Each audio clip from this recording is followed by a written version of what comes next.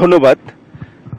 বরিশালে নৌযান ধর্মঘট চলছে। কালকে রাত 12টা থেকে এই ধর্মঘট শুরু হয়।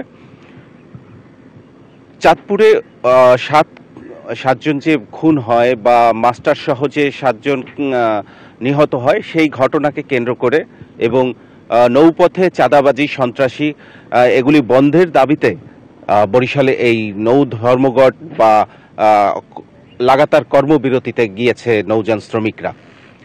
তো আমরা একজন নৌযান শ্রমিকের সঙ্গে কথা বলতে চাই, তারা আসলে কেন এই ধর্মঘট দিলেন এবং কতদিন তাদের এই ধর্মঘট থাকবে সেটা জানতে চাচ্ছে একজন মাস্টারের সাথে। কতদিন এই ধর্মঘট চলবে বা কি দাবি করছেন আপনারা?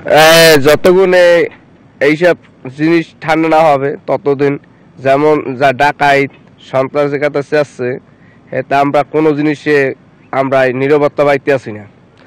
আর এখন এই যে চাঁদপুরে একটা খুন হইল, 7টা খুন হয়েছে কিন্তু মারা গেছে, তারও আমরা বিচার চাই। যে যতক্ষণে বিচার না হবে ততক্ষণে আমরা বড়ি চালানোর আশা করি না। হ্যাঁ, যেমনটি বলছিলেন, সাথে আমি আরেকটু বলে রাখতে চাই যে এই 7 খুনের সাথে যারা জড়িত তাদের বিচার চাচ্ছে তারা। পাশাপাশি এই 7 পরিবারকে সরকারিভাবে 20 লাখ টাকা করে তারা ক্ষতিপূরণ দাবি করছে। বরিশালের ডিসি ঘাট থেকে এই ছিল সর্বশেষ। পান্থ, ধন্যবাদ আপনাকে।